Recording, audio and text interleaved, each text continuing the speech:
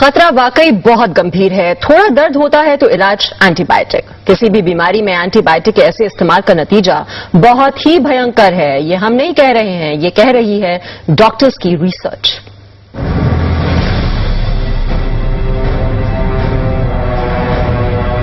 देश के अस्पतालों में बढ़ रहा इन्फेक्शन डॉक्टरों के लिए परेशानी बन गया है। अस्पतालों में पनप रहे हजारों बैक्टीरिया एंटीबायोटिक दवाओं से ज्यादा ताकतवर हो चुके हैं। सुपर बग के बाद अब सुपर फंगी बैक्टीरिया का खतरा सिर पर आ गया है। अस्पताल में भर्ती मरीजों पर हुई स्टडी में देखा गया कि कई मरीजों पर इस इन्फेक्शन के लिए दी जा रही दवाएं असर नहीं कर रही। दिल्ली के एक प्राइवेट अस्पताल में हुई इस अहम स्टडी पर हाल ही में Indian journal for medical research ने मोहर लगाई है। एंटीबायोटिक्स काम करना बंद कर दें तो साइंस ही चेंज हो जाएगा। मेडिकल साइंस के जो बेनिफिट्स अभी तक आए हैं बाय वे ऑफ ट्रांसप्लांट्स और by way of bone marrow transplants और लिवर ट्रांसप्लांट्स या हाई एंड सर्जरीज, ये पेशेंट्स को बचाना नामुमकिन हो जाएगा।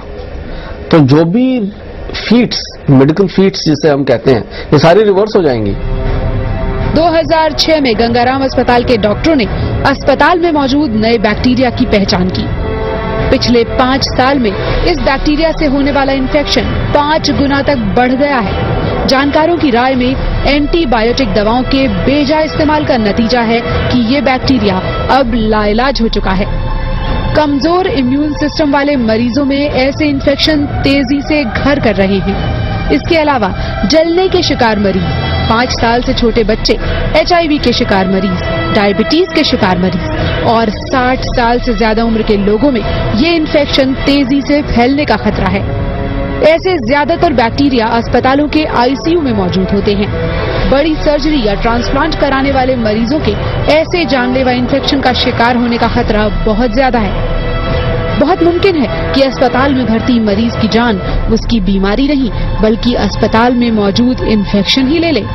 जो कैंसर हो गया, किडनी फेलियर वाले बात हो गया, डायबिटीज हो गया, ये लोग इम्यूनो कॉम्प्रोमाइज्ड माने जाते हैं। अगर वो इम्यूनो कॉम्प्रोमाइज्ड है तो वहां नॉर्मल एंटीबायोटिक ही कम काम करने का चांस होता है। तो जहां वो रेजिस्टेंट हो गए हैं तो वहां तो और भी दिक्कत वाली बात है। तो इसलिए जो हाई रिस्क वाले पेशेंट्स होते हैं वहां तो और भी केयरफुल होना पड़ता है हम लोगों को। 1940 में अस्तित्व में आई एंटीबायोटिक दवाओं को वंडर ड्रग माना गया था।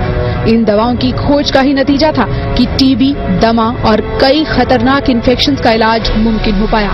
लेकिन चमत्कार की आस में डॉक्टर्स ने इन दवाओं का इतना इस्तेमाल कर डाला कि बैक्टीरिया और उससे पनपने वाले इन्फेक्शन ही अब लाइलाज हो चुके हैं।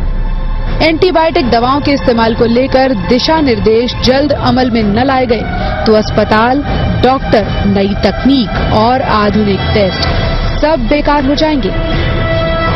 जमक्कड़, जी न्यूज़, दिल्ली।